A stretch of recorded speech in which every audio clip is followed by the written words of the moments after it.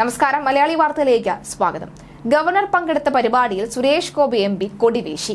അന്താരാഷ്ട്ര ഒളിമ്പിക് ദിനാഘോഷത്തിനിടയിലായിരുന്നു ഈ സംഭവം. പ്രോട്ടോകോൾ ലംഘനം സുരേഷ് ഗോപി നടത്തി എന്ന് പറഞ്ഞുകൊണ്ടാണ് ഇപ്പോൾ സമൂഹ മാധ്യമങ്ങളിലൊക്കെ തന്നെ ഈ വാർത്ത പ്രചരിക്കുന്നത്.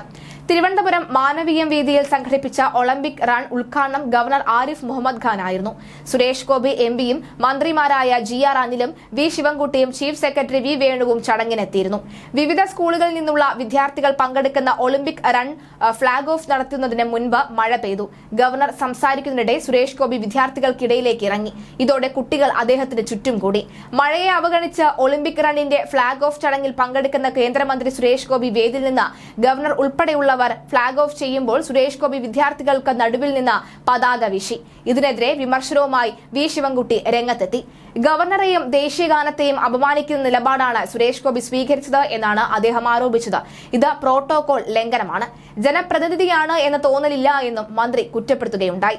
കേരള ഒളിമ്പിക് അസോസിയേഷൻ സംഘടിപ്പിച്ച ഒളിമ്പിക് റണ്ണിന്റെ ഉദ്ഘാടന വേദിയിൽ കേന്ദ്ര സഹമന്ത്രി സുരേഷ് ഗോപി ഗവർണറെ അപമാനിക്കുന്ന രീതിയിൽ പെരുമാറിയെന്ന് മന്ത്രിമാരായ V ശിവൻകുട്ടിയും GR അനിലുമാണ് ആരോപിച്ചത്. രാവിലെ മാനവീയം വേദിയിൽ നടന്ന ചടങ്ങിൽ ഉദ്ഘാടകനായ ഗവർണർ പ്രസംഗിക്കുന്നതിനിടയിൽ വേദിയിലുണ്ടായിരുന്ന സുരേഷ് ഗോപി സദസ്സിലെ വിദ്യാർത്ഥികൾ അടക്കമുള്ള ജനക്കൂട്ടത്തിലേക്ക് ഇറങ്ങിച്ചെല്ലുകയായിരുന്നു. ഇതോടെ സദസ്സിൽ നിന്ന് ആഘോഷരാവും ഉയർന്നു. ഇതോടെ ഗവർണറുടെ പ്രസംഗം കേൾക്കാത്ത സ്ഥിതിയുണ്ടായി. ഗവർണർ വേദി വിട്ട ശേഷമേ മന്ത്രിമാരടക്കമുള്ള ജനപ്രതിനിധികൾ വേദി വിടാവൂ എന്ന ചട്ടം നിലനിൽക്കെ ഇത് ലംഘിച്ചു എന്നാണ് മന്ത്രിമാർ ആരോപിച്ചത്. തുടർന്ന് ഗവർണറും മന്ത്രിമാരും വേദിയിൽ നിന്ന് ഫ്ളാഗ് ഓഫ് നടത്തിയപ്പോൾ സുരേഷ് ഗോപി കനത്ത മഴയിൽ പുറത്ത് വിദ്യാർത്ഥികൾക്കൊപ്പം നിന്നാണ് ഫ്ളാഗ് ഓഫിൽ പങ്കെടുത്തത്. കമ്മീഷണർ സിനിമയിലെ പോലീസ് ഓഫീസറാണ് താൻ ഇപ്പോഴും എന്ന ധാരണയിലാണ് സുരേഷ് ഗോപി എന്നും ജനപ്രതിനിധിയാണ് എന്ന തോന്നൽ ഉണ്ടായിട്ടില്ല എന്നും മന്ത്രിമാർ ആരോപിക്കുകയാണ്.